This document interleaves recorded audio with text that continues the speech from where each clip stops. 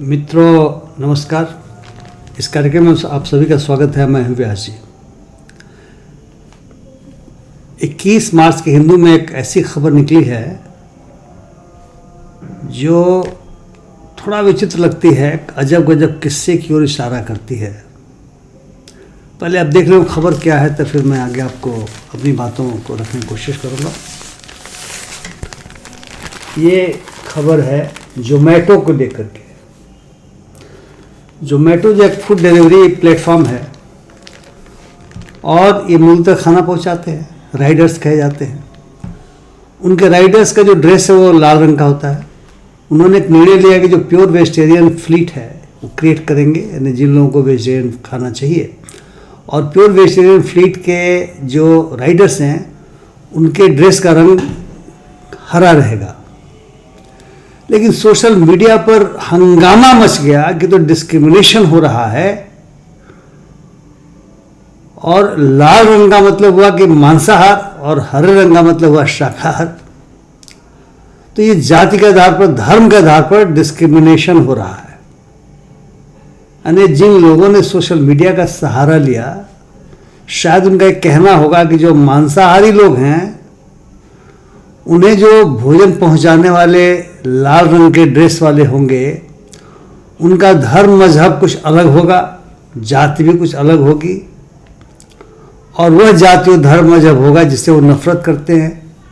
क्योंकि आज की तारीख में कुछ ऐसा हो गया है कि हमें अपनी धार्मिक पहचान के आधार पर बांट दिया गया है। हिंदू मुसलमान गोदी मीडिया में रोज हो रहा है। भारत पाकिस्तान, हिंदू मुसलमान, नफरत फैलाई जा रही है। और जो हमारे देश के कर्णधार हैं वे तो इसी के आधार पर चुनाव भी लड़ना चाहते हैं, लड़ रहे हैं। धार्मिक सिंबल्स इतने ज़्यादा प्रचारित किए जा रहे हैं।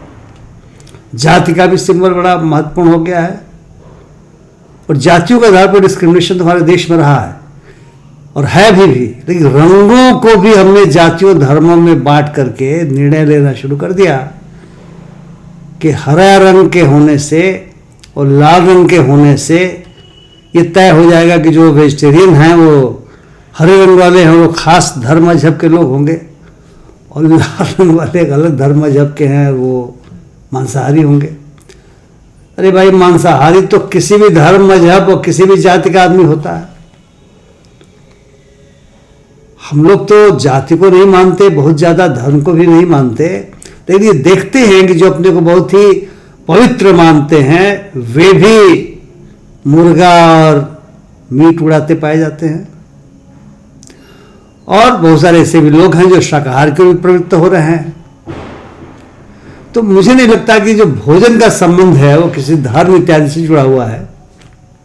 अलग बात है कि जिस प्रकार की नफरत हमारे यहाँ धर्म के आधार पर फैलाई गई है इधर कई वर्षों से, और जिसके कारण मुझे तो लगता है कि समाज में एक अजीब सी स्थिति पैदा हो गई है।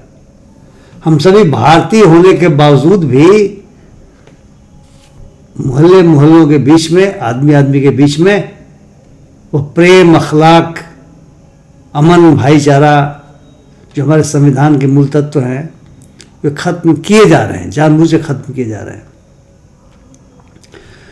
तो ये लाल और हरे का जो चक्कर रहा और सोशल मीडिया पर इसको लेकर के जो बराज ऑफ क्रिटिसिज्म शुरू हुआ, तो जोमेटो को डर लगा कि ऐसा नहीं हो कि हमारे जो ग्राहक हैं उन ग्राहकों के पर भी कोई आफत आ जाए और जो हमारे राइडर्स हैं उन पर भी आफत आ जाए। तो उसने कहा कि नहीं, ठीक है, सभी लोगों का लाल ही रहेगा, क्योंकि लाल उसके राइडर्स का पहले से रंग रहा है। जो वेजिटेरियन भी खाना लाएगा, नॉनवेज भी लाएगा, ताकि लोगों को यह नहीं लगे कि ये लाल वाला मांसाहारी ला रहा है या हरे वाला केवल वेजिटेरियन ही ला रहा है। अब ये कितनी अजीब स्थिति है कि हमने आदमी को धर्मों के आधार पर, जातियों के आधार पर बांट करके प्रेम और नफरत की शुरुआत कर दी है। अब हम रंगों को भी बांट करके नफरत की शुरुआत कर रहे हैं। वैसे लाल रंग तो क्रांति का प्रतीक है, बदलाव का प्रतीक है, परिवर्तन का प्रतीक है। सूर्य जब उदित होते हैं तो उनका रंग लाल होता है। हनुमान जी का जो झंडा है वो भी लाल होता है। लाल देह लालिल से और धरु लाल लंगूर, वज्रदेह दानव दलन, जय जय जय कपिसूर, तुलसीदास कह गए हैं। और हरा रंग तो खत्म अगर हो जाएगा, हमारे झंडे में ये हरा रंग है, हमारे देश के झंडे में हरा रंग है। अगर हम हरे और लाल को आपस में लड़ाना शुरू कर रहे हैं धर्म के आधार पर, धार्मिक पहचान के आधार पर, तब तो फिर प्रगति का कोई मायने मकसद नहीं रहा। हरियाली किसको नहीं भाती। और आसमान में लाल रंग के जो सूर्य जब उदित होते हैं लाल रंग में, तो लाली फैल जाती है, आसमान में छाई लाली। हम लोग प्राइमरी स्कूलों में कविता पढ़ा करते थे कि लाल रंग की में छाई, आसमान में छाई लाली।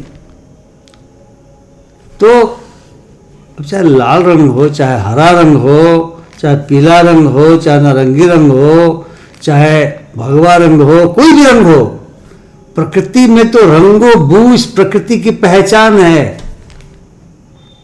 नीला हो, पीला हो, हरा हो, काला हो, सफेद हो, सब इस प्रकृति के रंग हैं।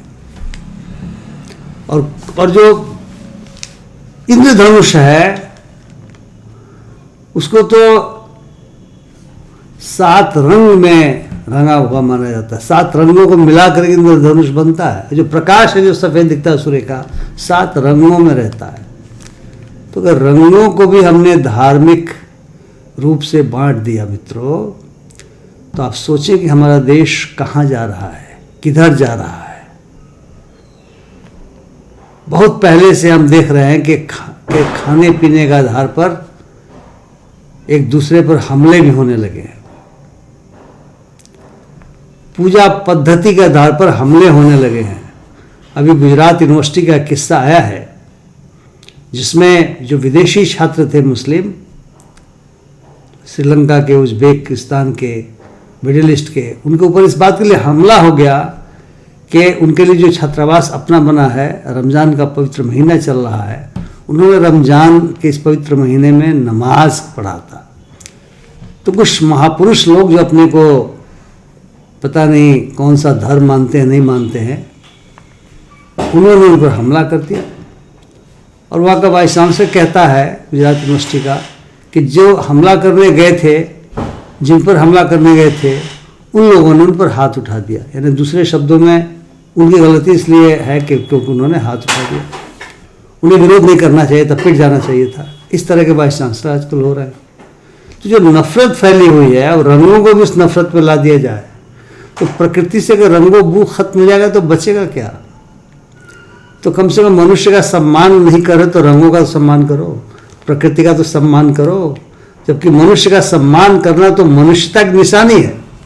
ऐसे लोग जो मनुष्य का सम्मान नहीं करते, जो मनुष्य को बांट करके धर्म और जातियों के आधार पर नफरत फैलाते हैं, मैं तो मानता हूं कि वो देश के दुश्मन हैं, वे राष्ट्रद्रोही हैं, देशद्रोही हैं।